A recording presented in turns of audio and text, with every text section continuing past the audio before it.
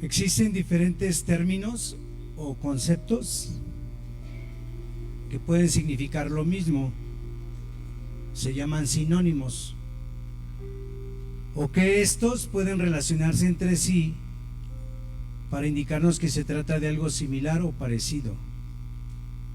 Cuando usamos en nuestro lenguaje palabras tales como esta persona tiene el alma herida, el corazón partido, tienen heridas internas abiertas o corazones quebrantados, estamos seguros que requieren sanidad interior.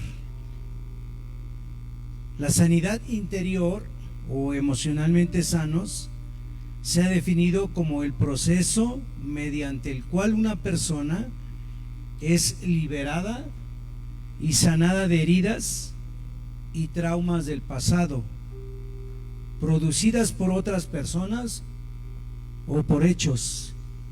Es decir, hay personas que sufren interiormente y que ese sufrimiento no les permite funcionar, desenvolverse o desarrollarse adecuadamente. Para usar la terminología bíblica, son personas que están o se sienten pobres, endeudados, afligidos, abatidos, quebrantados de corazón, cautivos, presos, ciegos, oprimidos, amargados, etcétera. Las heridas internas abiertas impiden disfrutar la vida abundante en Cristo Jesús. Jesús prometió que Él daría vida y vida en abundancia. Por tanto, se requiere una transformación y una renovación de nuestra alma, nuestra voluntad, nuestras emociones, nuestra mente, por medio de la palabra de Dios y del Espíritu Santo. ¿Pueden salir los pequeños a su clase, por favor?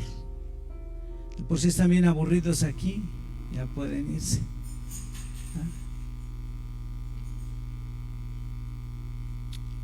Pueden descansar, muchachos, gracias. Bienvenidos a la segunda sesión de Sanidad Interior o Emocionalmente Sanos. Es la segunda sesión, la primera la tuvimos el jueves, Quebrantados de Corazón, y hoy vamos a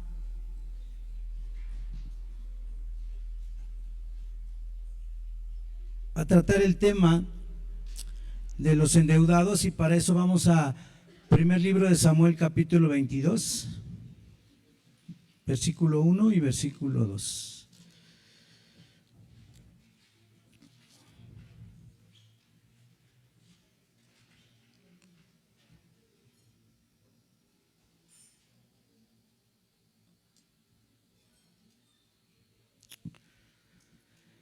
Me voy a permitir leer en voz alta. ¿Puedes poner en la pantalla? Primer libro de Samuel, capítulo 22, versículo 1 y versículo 2.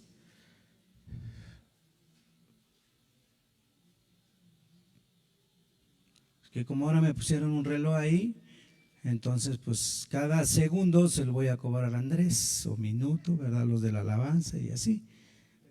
¿No? Vamos a leer la escritura, 22:1. Dice así la palabra del Señor.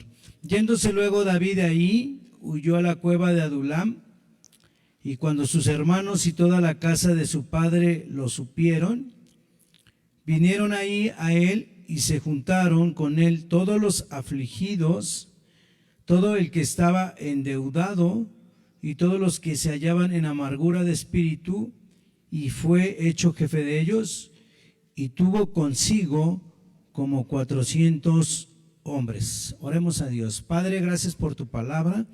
Tu palabra es verdad. Es como una espada de dos filos que penetra hasta lo más profundo de nuestro ser y discierne las intenciones y los pensamientos del corazón. En esta mañana, Señor, permítenos escuchar tu voz, que tu palabra sea clara, sea nítida, que la podamos aplicar a nuestra vida y nosotros tendremos el cuidado de darte a ti la gloria, la honra y la alabanza. En el nombre de Jesús. Amén. En la narrativa de esta historia bíblica se hace notar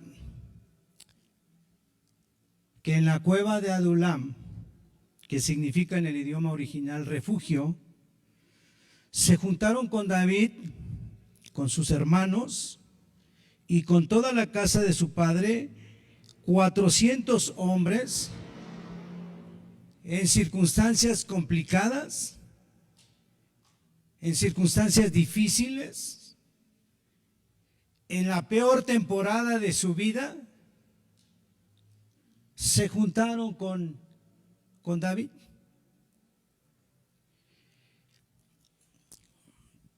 Estas personas son las que se convirtieron más adelante en los valientes de David mencionados en 2 de Samuel 23, 8, 38 y 1 de Crónicas 11, 10, 47. No vamos a ir a la palabra porque usted lo puede checar en su casa. Pero estas personas, por lo menos lo que dice la Biblia, tenían 3 características que hay que subrayar. Los afligidos. Otra versión de las Sagradas Escrituras dice en apuros. Y para efectos de este mensaje, de esta predicación, definimos a los afligidos como aquellas personas almáticas que les ganan los sentimientos, que les ganan las emociones. Son personas de doble ánimo, son inconstantes en todos sus caminos y en todas sus decisiones. Las decisiones que toman están basadas en su estado de ánimo y dependen de las circunstancias. Ejemplo, si le fue bien en el trabajo, está contento porque le ha ido bien en el trabajo. Si le va mal en el trabajo, está triste, está enojado, está insensible, está deprimido. Significa que las circunstancias externas son las que permean el estado de ánimo de este tipo de personas.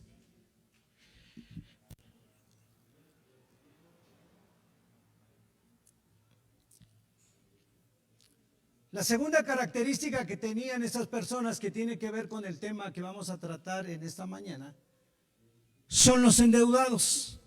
Y busqué otras versiones de la Biblia porque cada versión de la Biblia puede definirnos con mayor precisión qué es lo que está diciendo la palabra de Dios.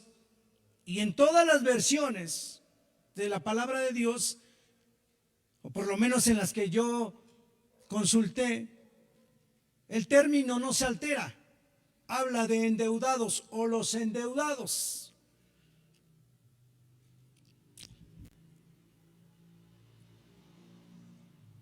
Los endeudados son personas que no pagan lo que deben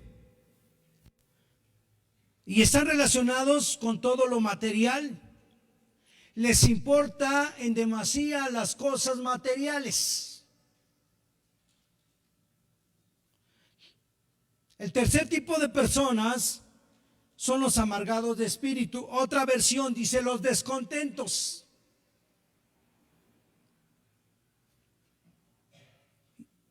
Y son aquellas personas que son atacadas y presionadas por el enemigo. Tienen ataduras espirituales con potestades mentales y demoníacas. Están oprimidos. Sus influencias son negativas. Y espiritualizan todo.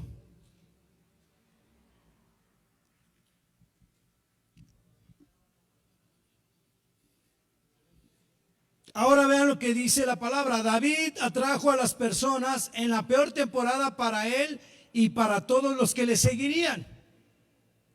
Tengo una pregunta. ¿Cuántas personas te pueden seguir cuando todo está mal para ti?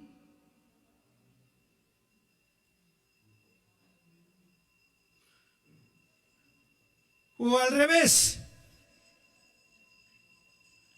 ¿a quién irías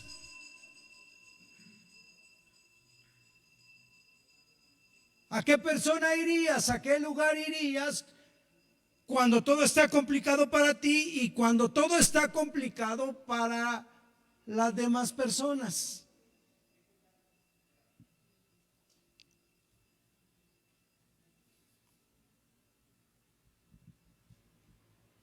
¿A quién nos acercaríamos?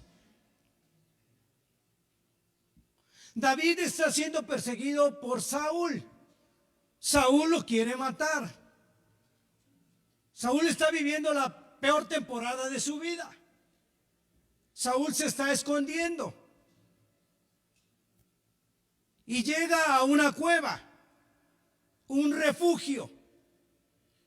Y cuando la gente se entera que David está en ese lugar, dice la Biblia que su familia, la casa de su padre y 400 personas con estas características que ya definimos.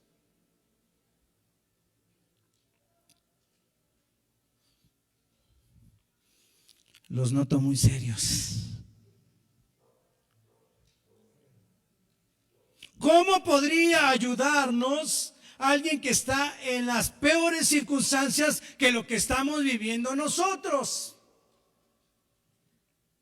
Si David está teniendo una situación complicada, si David está huyendo de Saúl, si David lo están persiguiendo, si David ha perdido todo, no tiene nada que ofrecer, ¿por qué habría 400 hombres y su familia en seguirlo?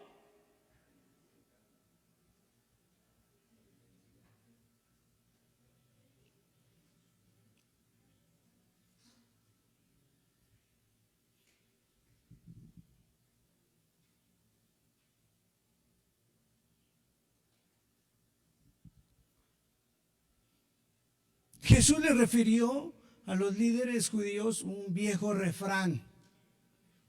Inicia su ministerio en Nazaret, ha hecho muchos milagros en Capernaum, ha liberado a endemoniados, ha sanado leprosos, ha resucitado muertos, ha impuesto las manos sobre los enfermos y han sanado. Jesús es conocido en otra región llamada Capernaum y ahora llega al lugar donde lo conocen, ahora llega al lugar donde conocen a su mamá, conocen a su papá. Es el hijo del carpintero, lo están identificando como que su padre es José y que su mamá es María y conocen a todos sus hermanos. Está en una sinagoga y entonces se levanta Jesús, según Lucas capítulo 4 versículo 16, se levanta Jesús y empieza a leer el rollo, empieza a leer la escritura, empieza a leer Isaías capítulo 61 y dice: el Espíritu de Jehová está sobre mí, por cuanto me ha ungido Jehová para dar buenas nuevas a los pobres, me ha enviado a sanar a los quebrantados de corazón, a pregonar libertad a los cautivos y vista a los ciegos, a predicar el año agradable del Señor. Todo el fundamento bíblico de la sanidad interior, todo el fundamento bíblico de la sanidad emocional está en ese pasaje. O por lo menos la mayoría.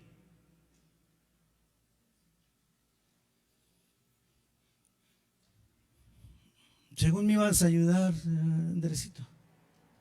Voy muy rápido, ¿va? Sí.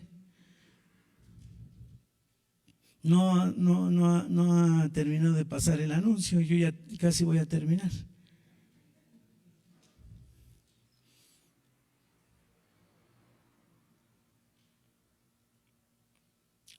Entonces dice la Biblia que se levantó Jesús en medio de la sinagoga, le dieron el rollo, se levantó a leer, leyó el libro del profeta Isaías. Y entonces se adelanta Jesús y le dice a los oyentes: seguramente ustedes van a ir a decir, médico, cúrate a ti mismo.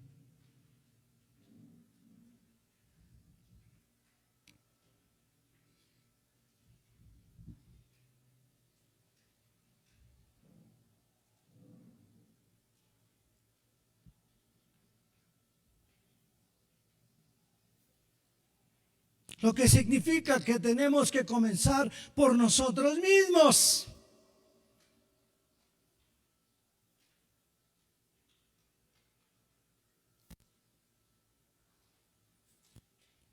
A ver si se motivan. Tenemos que comenzar por nosotros mismos. Tenemos que sanar interiormente nosotros.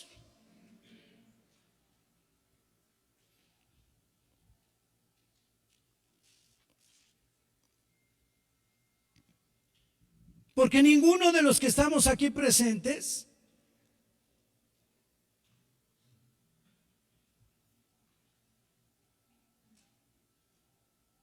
venimos muy sanos.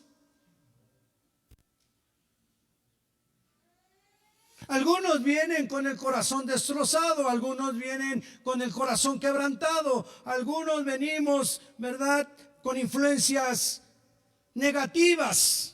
Algunas otras personas enfermos físicamente, algunas otras personas espiritualmente, pero llegamos a un lugar, este es un lugar,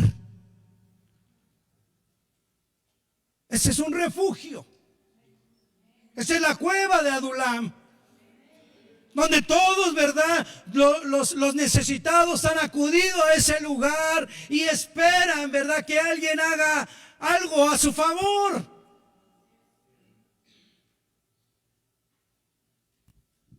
Uno de los propósitos por los que tú y yo estamos aquí es que así como David recibió a su familia, recibió a su padre, a toda su casa y 400 hombres en condiciones deplorables y circunstancias dramáticas en la cueva en la que se refugió, David consideró esa cueva un lugar seguro, un lugar de paz, un lugar de compañía, un lugar de familia.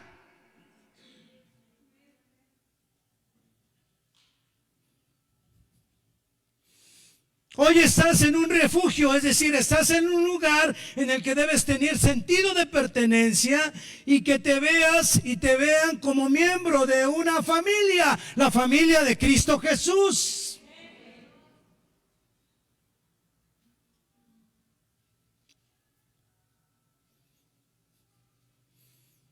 Llegamos a ser un hospital de los necesitados para poderme comunicar. Usted está en un hospital y necesita fe, necesita esperanza, necesita paz, necesita experimentar algo que allá afuera no le pueden ofrecer. Pero aquí sí, porque aquí se manifiesta la presencia de Dios.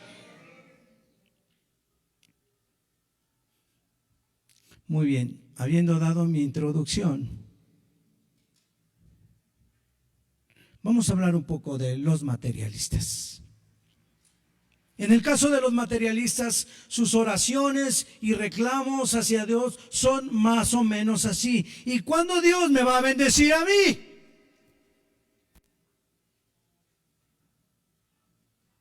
Yo veo que todos prosperan material y económicamente. ¿Y a mí Dios cuándo me va a bendecir? Si yo diezmo, si yo ofrendo, si yo doy primicias, si yo doy promesas, si yo doy, ¿y a mí cuándo Dios me va a bendecir? Si bien es cierto que las finanzas del reino son contribuciones que producen resultados materiales, ya que hemos aprendido que los diezmos es el resultado de la obediencia, las ofrendas son el resultado de la generosidad, las primicias son el resultado de la honra y las cosechas son el resultado de las siembras, pero primero se obedece y luego se diezma. ¿Me estoy explicando? No primero diezmamos y luego obedecemos, no, primero obedecemos y después diezmamos. Primero somos generosos y luego damos. Porque ningún mezquino va a dar. porque es una actitud del corazón. Primero somos generosos y luego damos. Primero honramos y luego damos primicias. Primero sembramos y luego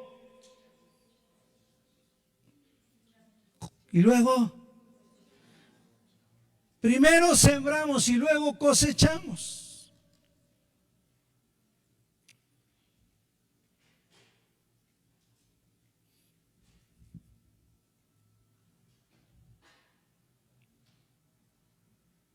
Pero nuestra visión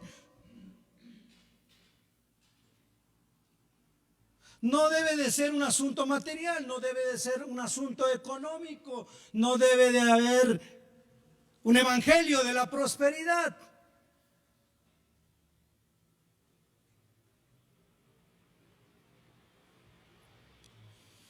Una persona es próspera cuando está cumpliendo el propósito para el cual fue creado. Va de nuevo, una persona es próspera cuando está cumpliendo el propósito para el cual fue creado. Pregunta, ¿estás cumpliendo el propósito de Dios en tu vida? ¿Estás haciendo para lo que estás diseñado? Porque por eso a veces la gente no se siente plena. No hay plenitud en lo que hace. Se levanta, se va al trabajo, medio desayuna, medio trabaja, medio regresa. Y luego se pregunta, ¿y por qué me siento vacío?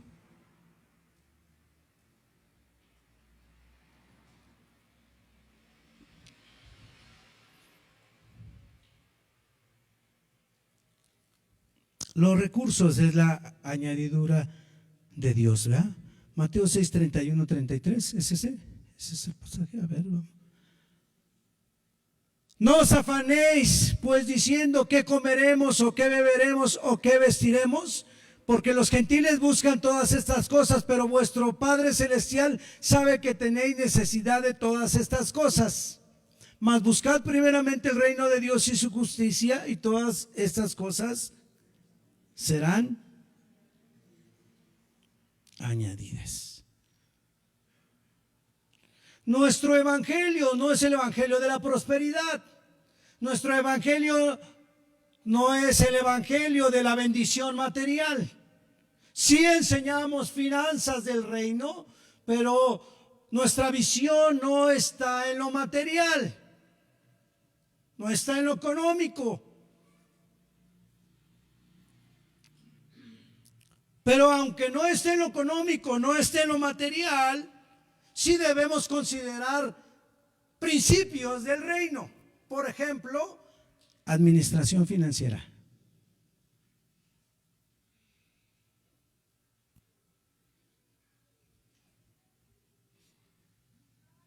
Mateo 25, por favor.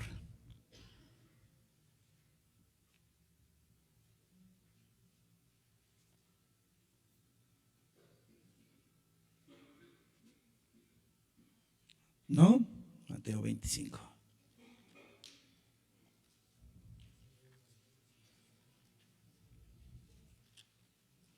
Mateo 25 habla de una parábola de los talentos, muy conocida por ustedes. Y para resumirles la parábola, Dios premia la fidelidad, pero también la productividad. Te di 5, ¿cuántos más? Te di 10, ¿cuántos más?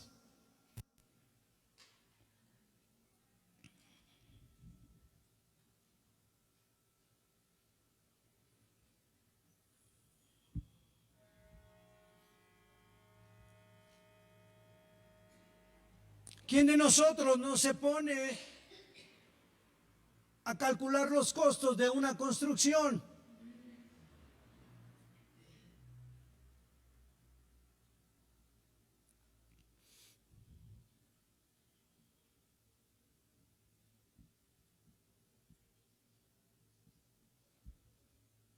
Entonces debemos de cuidar lo que Dios pone en nuestras manos. ¿Se está escuchando? Debemos de cuidar lo que Dios pone en nuestras manos. Se llama administración financiera, hablando de los recursos financieros o económicos. ¿Cuántas de las mujeres aquí que reciben un gasto, si me permiten la expresión, oran por la persona que pone en sus manos ese recurso y lo bendicen? Le dan palabras de aliento, palabras de gratitud.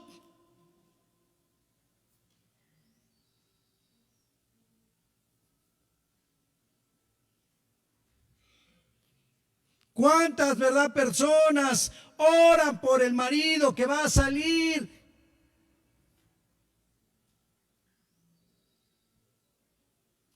O viceversa.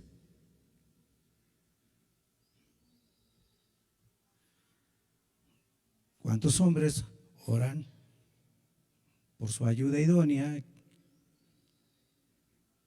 que le apoya? ¿Sabe que las mejores administradoras son las mujeres?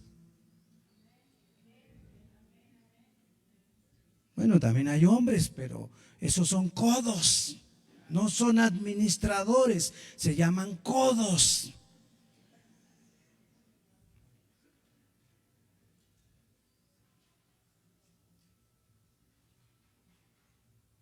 Pero las mujeres son buenas administradoras.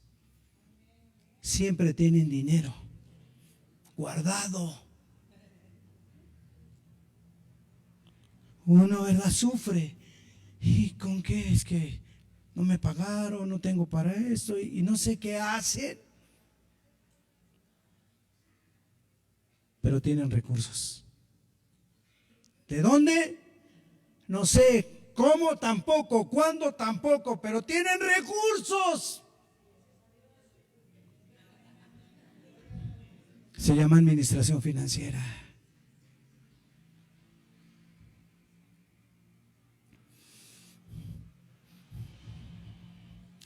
La segunda cosa que tenemos que tomar en cuenta se llama nuestro desorden financiero.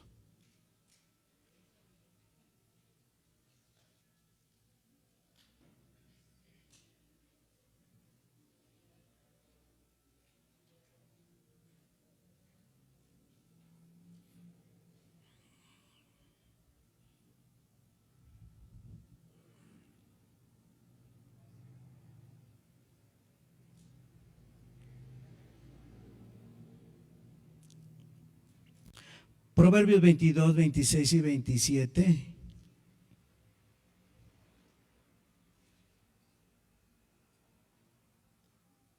Son tres citas. Proverbios 22, 26 y 27, Proverbios 6, 1 y Proverbios 22, 7. ¿Va?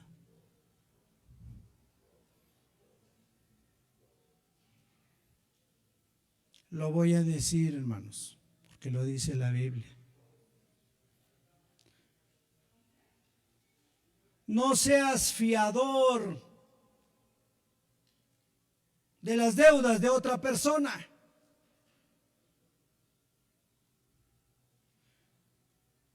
No importa que sea tu amigo, no importa que sea tu compadre, no importa que sea el pastor, no seas fiador por otra persona.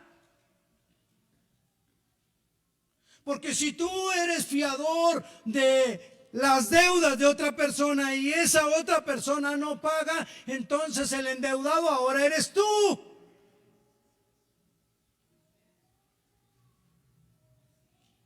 ¿Y qué necesidad? Ni me lo gasté yo, ni lo disfruté yo.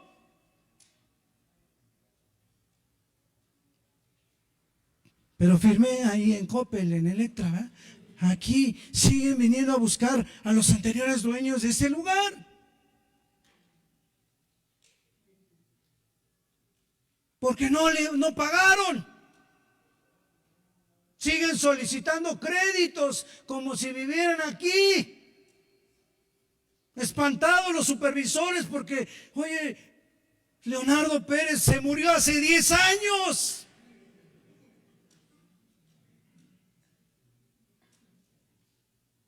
Nos dejaron una deuda de más de 80,000 pesos de luz en este lugar. Deudores. Entonces, para la iglesia, primer principio, no seas aval, no seas fiador. Aquí lo dice la Escritura, con todas, ¿verdad? Ese no es. A ver, otro. Ahí vamos ahorita ese. 26.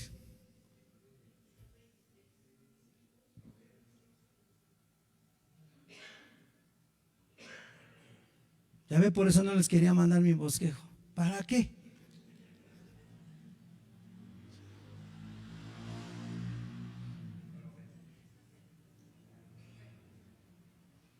Proverbios.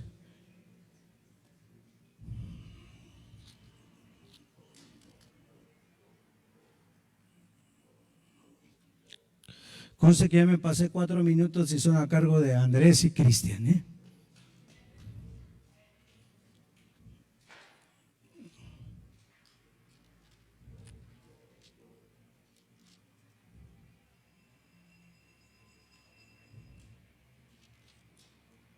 ¿Sí? ¿No?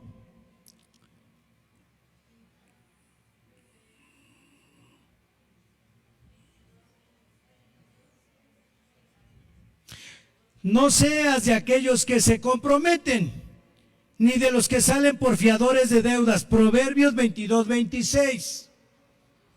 Pónmelo, por favor. No seas de aquellos que se comprometen, ni de los que salen por fiadores de deudas. Proverbios 22:26, versión Reina Valera, 1960. ¿Estoy diciendo algo que la palabra de Dios no dice? Entonces, ¿por qué es fiador? Porque se compromete por deudas que no son de usted.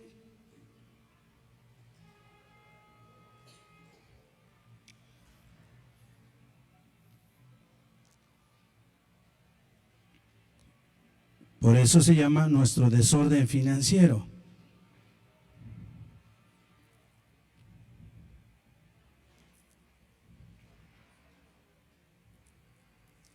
Las deudas son una atadura en favor del acreedor. Salmos 37, 11. Perdón, Salmos 37, 21.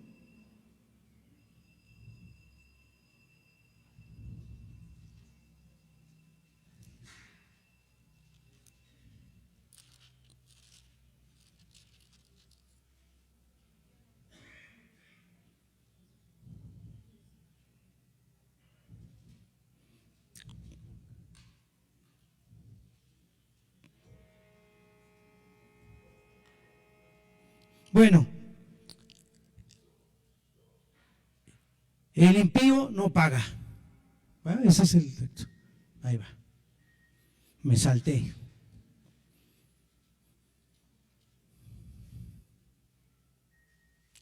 El impío toma prestado y no paga. ¿Cómo ve? Traducción: cuando usted pide prestado y no paga, la Biblia lo considera con alguien que no tiene misericordia, que no tiene piedad. Lo contrario de impiedad es piedad. Lo contrario de piedad es impiedad.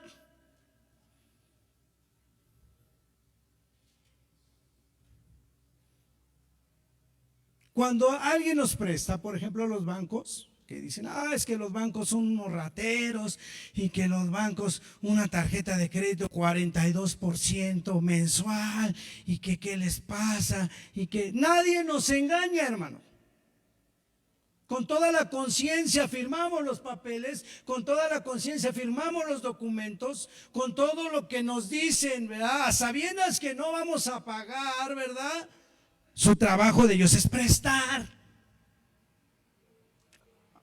Hay un porcentaje que ellos analizan de gente que no va a pagar, ellos ya lo consideran. Es decir, usted si es buen pagador, usted paga por los que otros no pagan. Están muy serios, ¿eh? Ya voy a terminar, ¿verdad? Ya me pasé. Ya me pasé, ¿verdad, Gadi?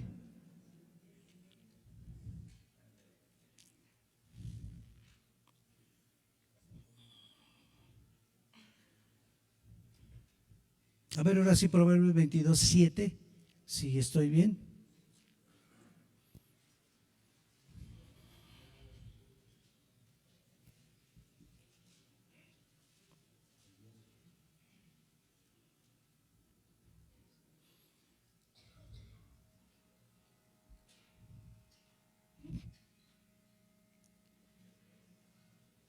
Muy bien. Hasta aquí le puse. Esa es hasta una frase para el Facebook. Las deudas son una atadura en favor del acreedor.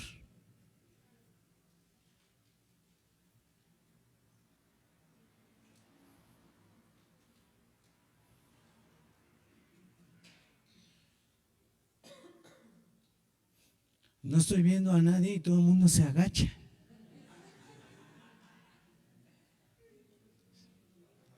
A veces prefiero no ver para allá y ver hacia allá para que no crean que el tema es con alguien personal.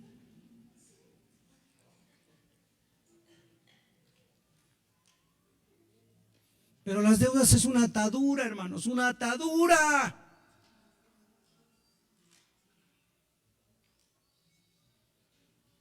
Nos volvemos esclavos del acreedor.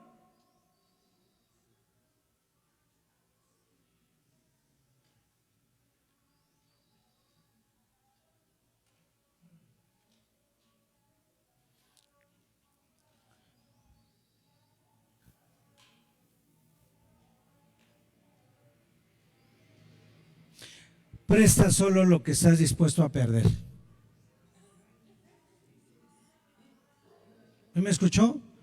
Porque yo también he prestado. Y también yo soy deudor. Trato de pagar a los que les debo. Pero también presto. Pero yo solo presto lo que estoy dispuesto a perder.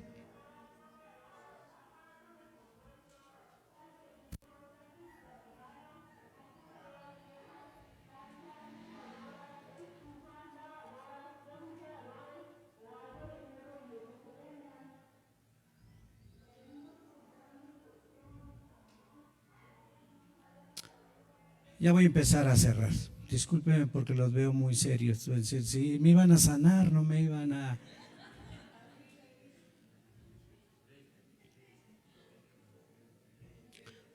Pregunta, hermanos. Pregunta. ¿Por qué nos endeudamos?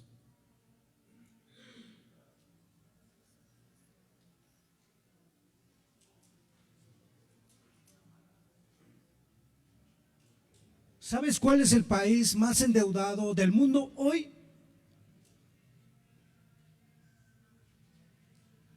Tiene que ver con la parte emocional, porque también es el país que más suicidio juvenil tiene en el mundo, se llama Japón. Al día de hoy Japón es el país más endeudado del planeta. Y es el país que más problemas tiene de suicidios. ¿Será que la cuestión económica, será que las deudas, será que la cuestión financiera, será que la economía tenga que ver con una parte emocional, con algo interior, con algo que no sale a la luz?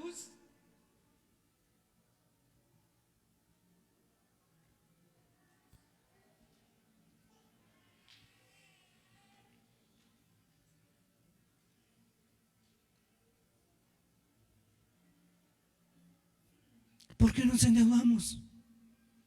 Si el tercer principio que debemos de tener es la dependencia de Dios.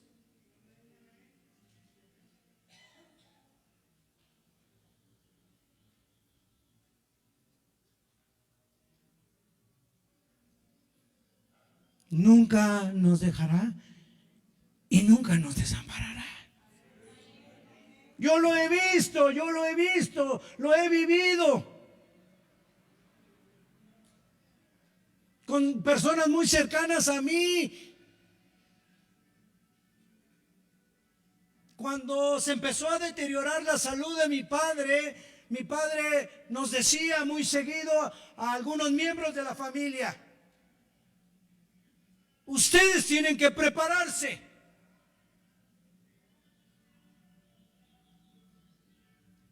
Emocionalmente,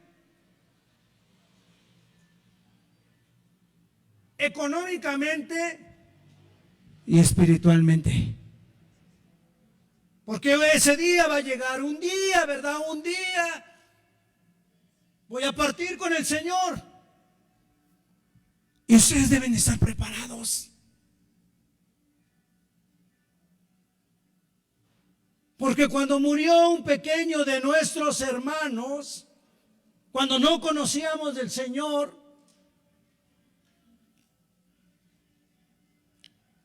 no había dinero para sepultarlo.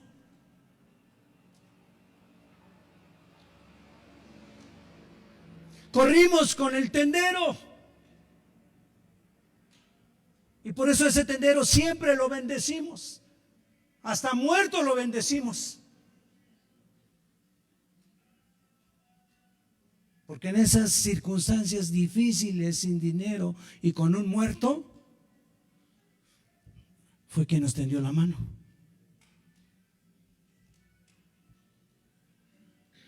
Viene una enfermedad inesperada. ¿A quién vas a correr? ¿A quién le vas a pedir prestado? Si esa persona está en peores condiciones que tú.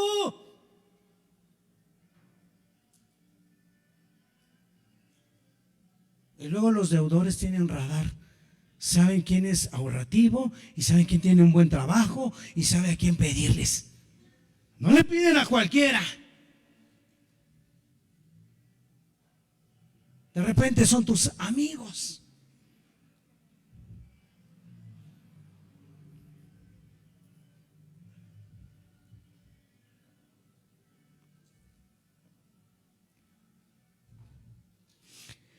Cuando hablamos de endeudados o de deudas, la primera impresión que tenemos es que se trata solamente de dinero.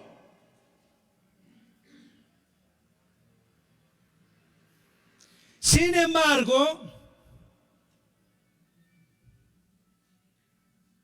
hay otro tipo de deudas, como las que Romanos capítulo 13, versículo 7 y versículo 8 nos dice. Y con eso estamos terminando. Romanos 13, capítulo 13, versículo 7 y versículo 8. Por eso hice la pregunta: ¿por qué nos endeudamos? No hice la pregunta ¿por qué pedimos dinero? La pregunta que hice fue ¿por qué nos endeudamos? Porque somos deudores. Esa es mi pregunta.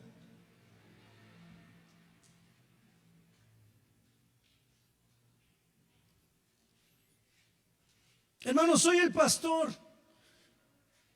¿Y sabe que hay personas que se voltean para no saludarme? ¿Qué le debo? Quiero que esa gente me diga ¿qué le debo? Porque a lo mejor le debo y yo no sé.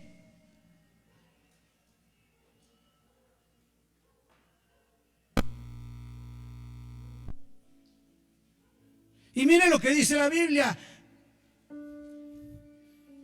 que tenemos que pagar. Hoy es un día para pagar.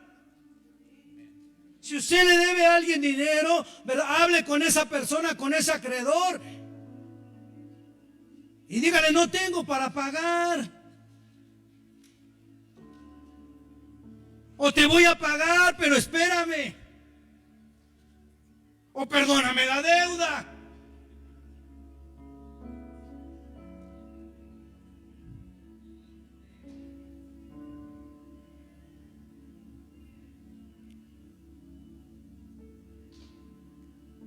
Pero la Biblia dice: pagad a todos los que debéis. Al que tributo, tributo. Al que impuesto, impuesto. Al que respeto,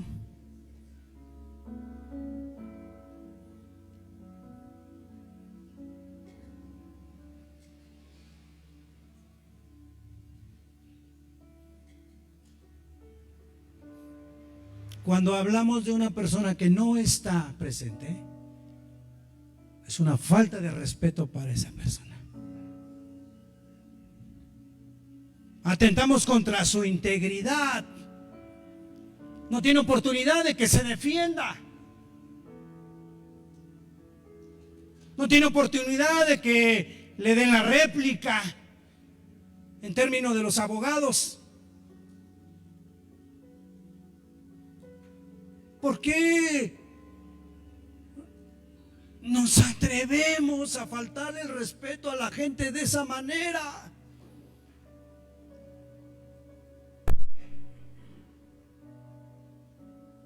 Yo le dije a una persona con la que platiqué en la semana aquí, le dije: si tú no me ayudas a arreglar esta situación que tú creaste, un día voy a hacerla de refri aquí afuera, agarrándose a golpes las personas, porque tú la creaste.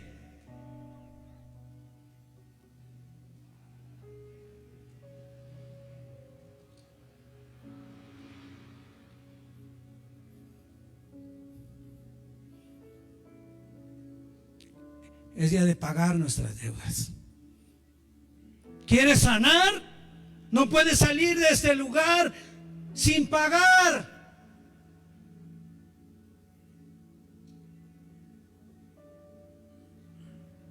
Lo que debemos.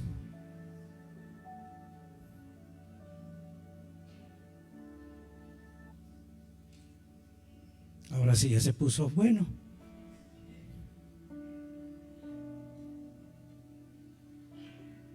Samuel se levanta en medio de todo el pueblo y él dice: aquí estoy. Quiero que me digan qué les debo, porque estoy dispuesto a pagar.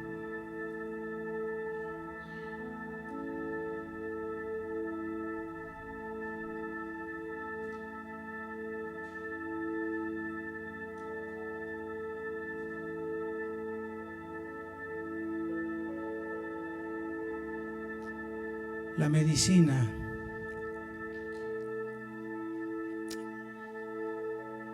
para pagar se llama perdón.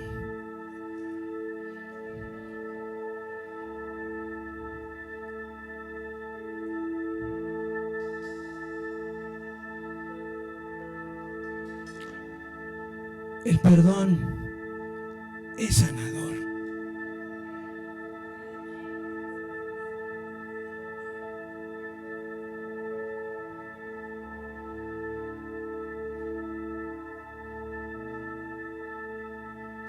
¿Estamos dispuestos a pagar hoy? Pregunta: ¿estamos dispuestos a pagar el día de hoy?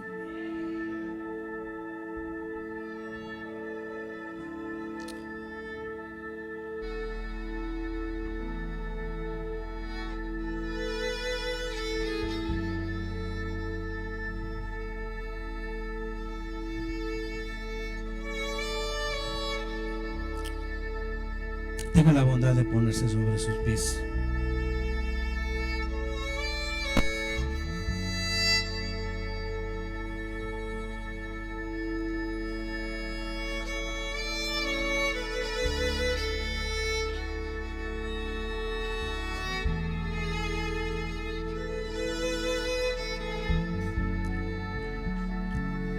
Los endeudados es un tipo de personas que deben deudas.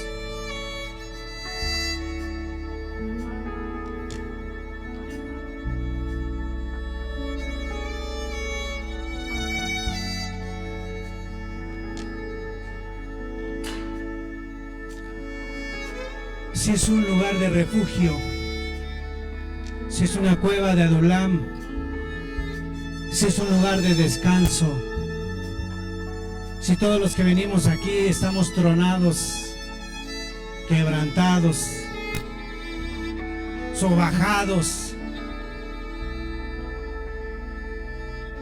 si es el lugar donde debe de haber paz, debemos de ser familia, no familiares, familia. Escúcheme lo que le estoy diciendo. ¿Por qué somos tan imprudentes? ¿Por qué somos tan viscerales? ¿Por qué nos gusta deberle a la gente? Y no me refiero a la cuestión económica. ¿Saben a lo que me estoy refiriendo? Yo te digo algo. Si calibráramos, nosotros somos deudores. ¿Sí me estás escuchando? Tú y yo somos deudores a la cruz. La salvación nada nos costó. Jesús la entregó en la cruz en rescate por todos nosotros. Pero entonces somos deudores. Cristo no nos está cobrando, pero somos deudores.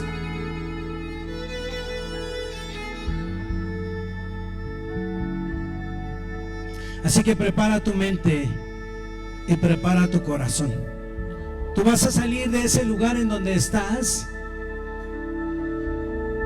porque el tema no es afuera, el tema es acá adentro. Vas a salir de ese lugar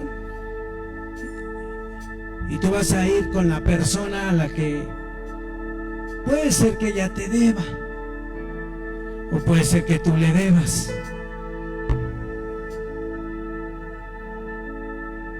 Pero tienes que pedirle perdón para saldar las deudas y salgas completamente libre, libre de este lugar, sin ataduras, sin cargas. Así que cierre sus ojos, iglesia, por favor, mientras somos ministrados por el Señor.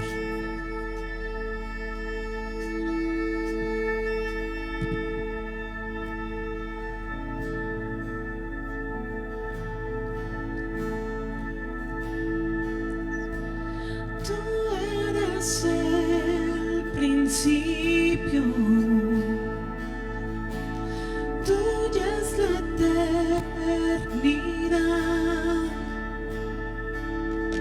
Llamaste